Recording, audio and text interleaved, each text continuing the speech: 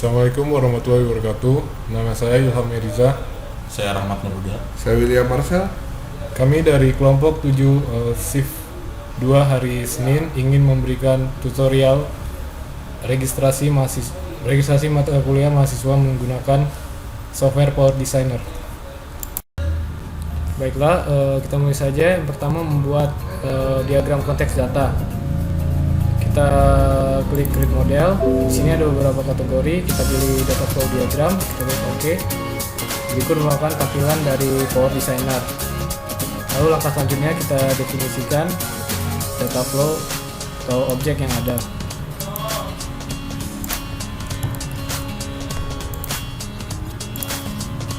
Berupa portal iGadis yang merupakan web yang akan melayani proses registrasi mata kuliah mahasiswa. Lalu kita definisikan external entity-nya. Di sini ada dua external entity. Yang pertama itu ada mahasiswa.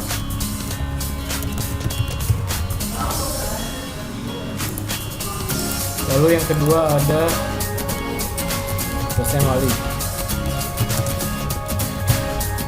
Oke. Lalu langkah selanjutnya kita definisikan proses-proses yang ada. Kita klik model ke data. Yang pertama itu ada input kuesioner. Yang kedua ada input mata kuliah. Yang ketiga ada proses cetak KSM. Lalu yang keempat ada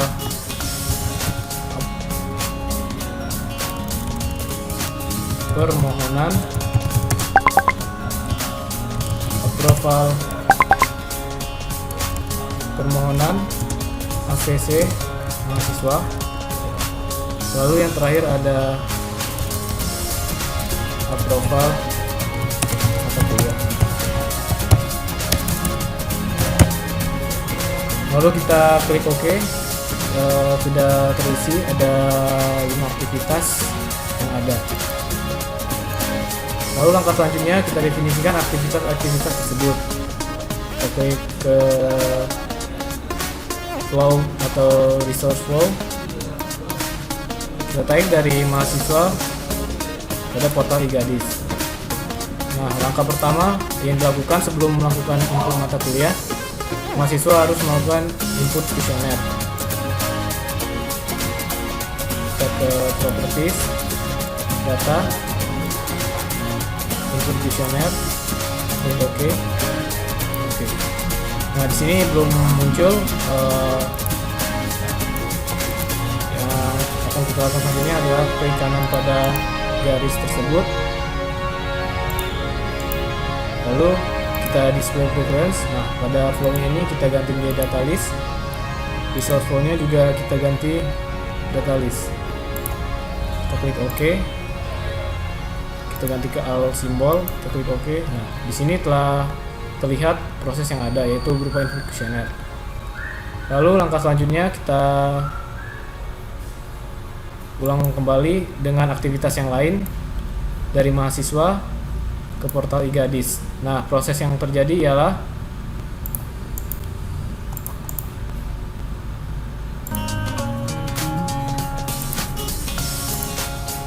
input mata kuliah. Sini sudah langsung terlihat prosesnya terjadi, ada input mata kuliah. Jadi mahasiswa melakukan input mata kuliah ke portal iGadis. Kemudian langkah selanjutnya dari portal iGadis mengirimkan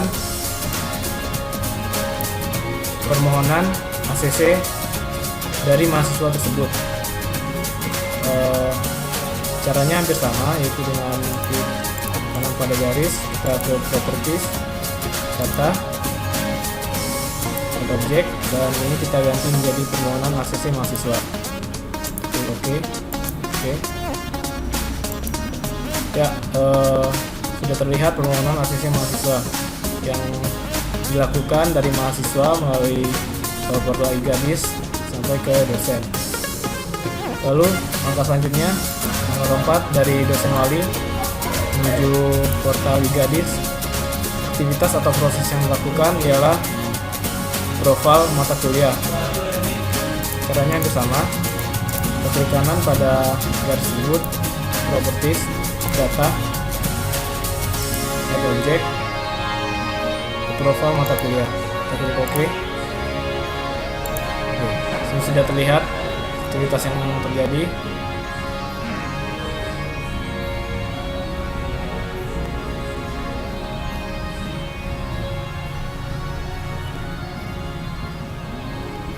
Lalu langkah yang terakhir yaitu proses cetak KSM dari portal IGADIS ke mahasiswa. Caranya hampir sama kembali. Properties, dari data kita ganti menjadi cetak KSM. Kita klik OK. Oke. Ya, sudah terlihat cetak KSM, proses cetak KSM yang akan dilakukan oleh mahasiswa. Ya, beginilah tampilan dari diagram konteks data dari proses registrasi mata kuliah mahasiswa. Oke, setelah kita selesai dengan diagram konteks data, kemudian kita akan berlanjut ke diagram level 1. Ya, untuk ke diagram level 1 di sini untuk bagian prosesnya kita pilih dulu, klik kanan, pilih decompose proses. Ya, nah di sini akan muncul tanda plus. Nah di sini baru klik kanan, kita buka open diagram. Ya, di sini akan terbuka dua stakeholdernya. Nah di sini kita akan membuat dua proses, ya. Yang pertama itu adalah proses untuk kelola data kuesioner dan juga kelola data mata kuliah. Nah, ini proses yang pertama dan ini yang kedua. Ya, sudah. Kemudian setelah kita pilih proses-proses ini, kemudian kita akan memilih data store, di mana data store ini untuk menyimpan data yang akan diinput oleh mahasiswa ke bagian data kuesioner atau menyimpan data-data kuesioner mahasiswa. Tidak hanya data kuesioner mahasiswa saja, tapi juga menyimpan data mata kuliah. Ya, di sini kita pilihnya 2. Kita sejajarkan dulu. Ya, di sini saya mau berbesar di sini udah prosesnya. Baru ini proses yang pertama ini saya rename menjadi kelola data kuesioner. Ya, pilih OK. Nah, jadi seperti ini. Kemudian proses yang kedua, klik 2 kali, di rename menjadi kelola data mata kuliah. Ya, pilih OK. Nah, sudah sini kita akan merename untuk data store. Klik 2 kali. Ini adalah data kuesioner. Pilih OK. Ini adalah data mata kuliah. Nah, sudah sampai sini. Kita akan menggabungkan dengan arrow atau flow. Ya, di sini saya akan menarik dari mahasiswa ke kelola data kuesioner, di mana proses ini terjadi input data kuesioner. Kemudian dari input data kuesioner akan ditarik ke data kuesioner.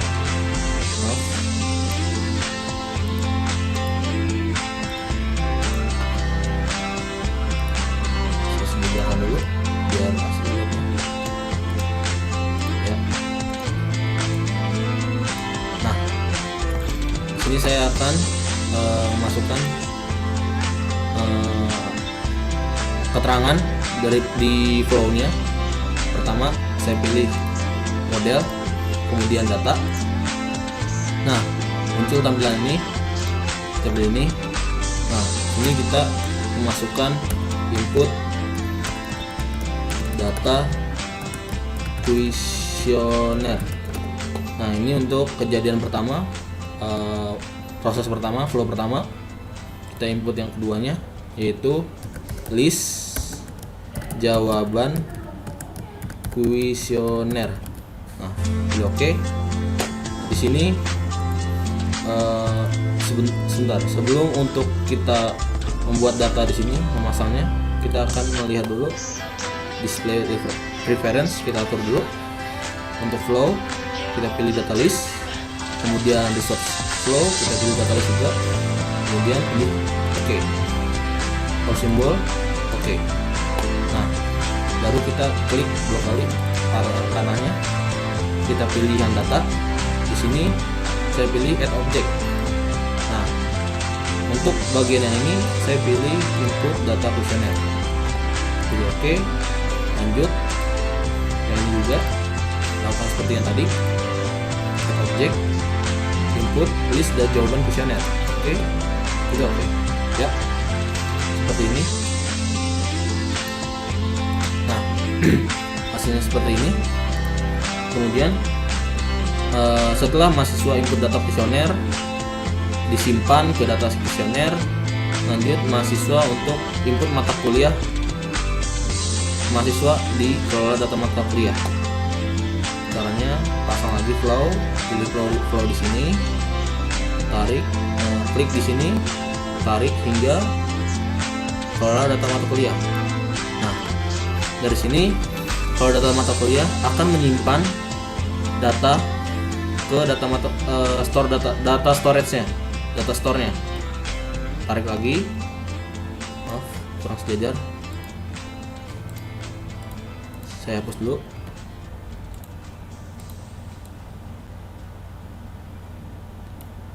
Ya, kemudian di sini flow lagi, klik.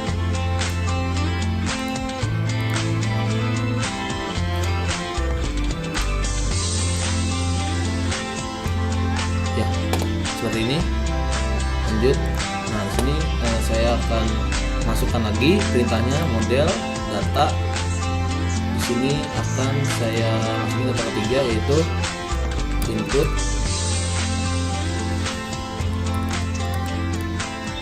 data input mata kuliah mahasiswa. Ya, seperti ini. Lanjut.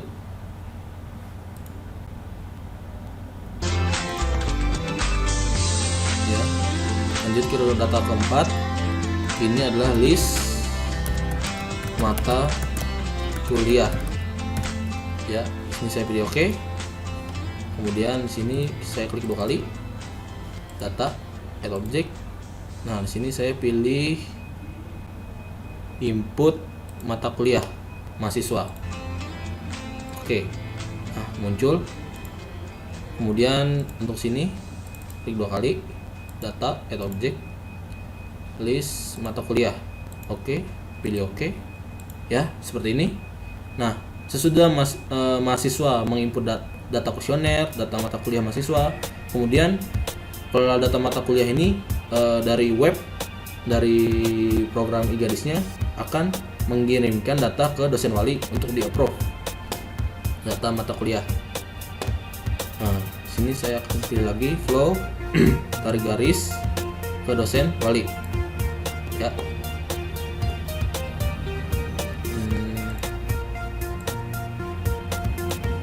sebentar.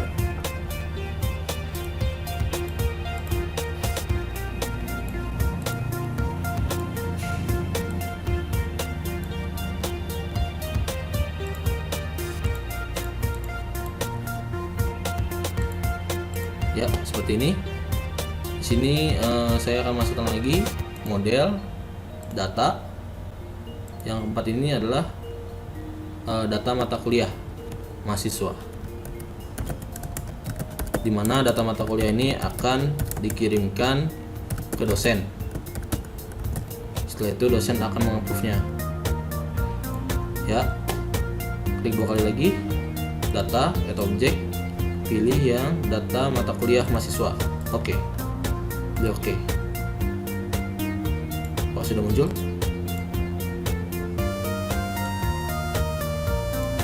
Ya, ini keterangannya. Ya, jadi seperti ini alur proses untuk diagram level 1. Oke. Ya, selamat malam semuanya. Di sini saya akan melanjutkan penjelasan teman saya tadi, yaitu tentang level 1. Nah, di level 1 ini ada dua step, yaitu kelola data user dan kelola data kuesioner dan kelola data mata kuliah. Untuk kelola data kuesioner sendiri, menurut saya tidak perlu ada level 2 karena ini sudah sangat jelas dan tidak ada timbal baliknya lagi dari kepada dosen walinya sendiri. Nah, untuk 1.2 sendiri, nah ini yang perlu ada level 2 untuk penjabarkannya lagi. Nah, di sini saya sudah membuat 2 stakeholder, yaitu yang tadi juga sama, yaitu mahasiswa dan dosen wali, dengan data store sendiri adalah data mata kuliah. Nah, di sini kita buat 2 proses dulu, yaitu data kelola, dan kita buat 2 proses dulu, yaitu kelola data mahasiswa dan kelola approval mata kuliah mahasiswa. Kenapa saya bikin 2? Yang pertama itu untuk mahasiswa registrasi dulu. Nanti kan akan ke dosen wali. Nah, dari dosen walinya sendiri baru akan nge-approve dan akan dikirimkan ke mahasiswanya itu. Nah, di sini kita bikin flow-nya juga dari mahasiswa ke kelola data mahasiswa ini, yaitu untuk input mata kuliahnya. Nah, dari kelola mahasiswa, data mahasiswa ini dia disambungkan ke dosen wali, gunanya buat ngecek nih si dosen walinya sendiri, si mahasiswanya sendiri udah bener atau enggak buat registrasinya. Nah, dari dosen walinya sendiri nantinya dia ke di approve. Kalau di approve, dia ke di sini ke proses kelola approval mata kuliah mahasiswa ini. Nah, setelah itu dari kelola approval mata kuliah mahasiswa ini baru ke mahasiswanya untuk cetak KSM. Ini secara kasarnya ya. Nah, cara gimana sih cara nambah-nambahin itunya? Sama kayak yang tadi juga. Kalau ini bedanya itu ada di sini nih. Sebentar. Ini klik kanan, terus di properties. Ini tuh buat nampilin si prosesnya sendiri. Tapi sebelumnya ditambahin dulu nih kayak yang tadi juga untuk datanya sendiri. Nah, di sini saya udah bikin 5, yaitu approval, cetak KSM, data mata kuliah, list mata kuliah, dan mata kuliahnya sendiri. Nah, habis itu oke aja. Terus di mahasiswa, dari mahasiswa ke kelola data mahasiswa sendiri kan di sini buat input mata kuliah ya.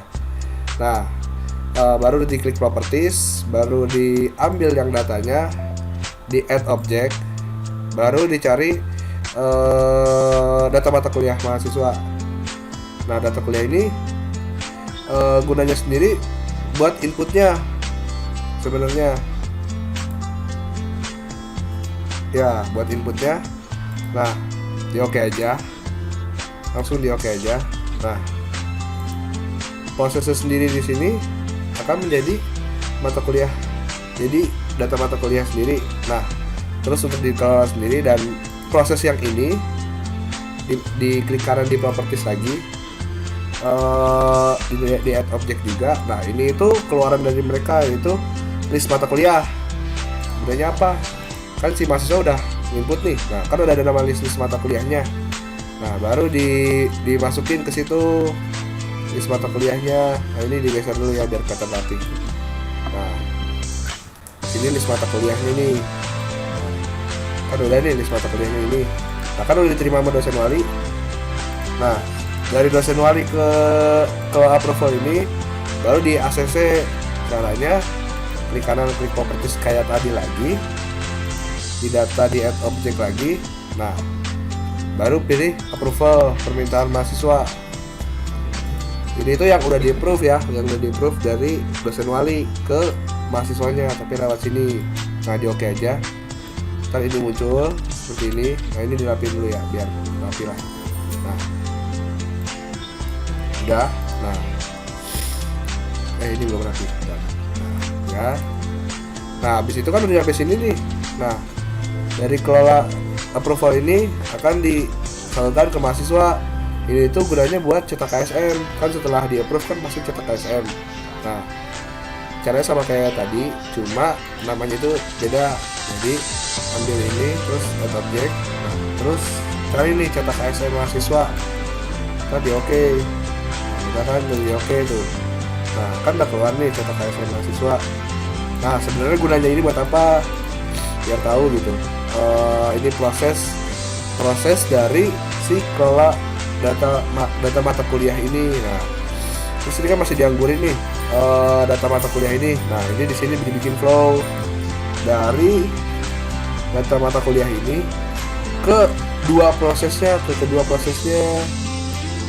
Gunanya buat apa? Ini tuh ibaratnya kayak datanya gitu, kayak si datanya gitu. Nah, terus ini masih belum rapi bentar ya. Nah, ini itu isinya apa? Nah, di sini itu isinya adalah mata kuliah mahasiswanya. Tadi klik kanan dan yang lainnya bersama kayak yang sebelumnya. Kita cek. Nah, mata kuliah ini isinya itu ibaratnya ini datanya gitu, data di mata kuliahnya sendiri yang disimpan di database-nya gitu. Nah, terus ini buat mata kuliah mahasiswanya. Nah, ini juga sama mata kuliah. Ini buat listnya. Ibaratnya kan setelah dia ngirim data dan segala macamnya pasti ada listnya kan, list datanya yang kayak ini ngambil ini ngambil ini, kan ada listnya tuh. Nah, ditaruh ini listnya, dimasukin. Nah, jadinya kan di sini nih. Nah, ini udah sebagian besar sebenarnya caranya itu kayak gini. Nah, ini masih secara kasar sih sebenarnya, tapi menurut sebagian besar ini udah selesai dan berakhir pula tutorial pada hari ini. Terima kasih. Mohon maaf sebelumnya kalau misalnya banyak kesalahan. Wassalamualaikum warahmatullahi wabarakatuh.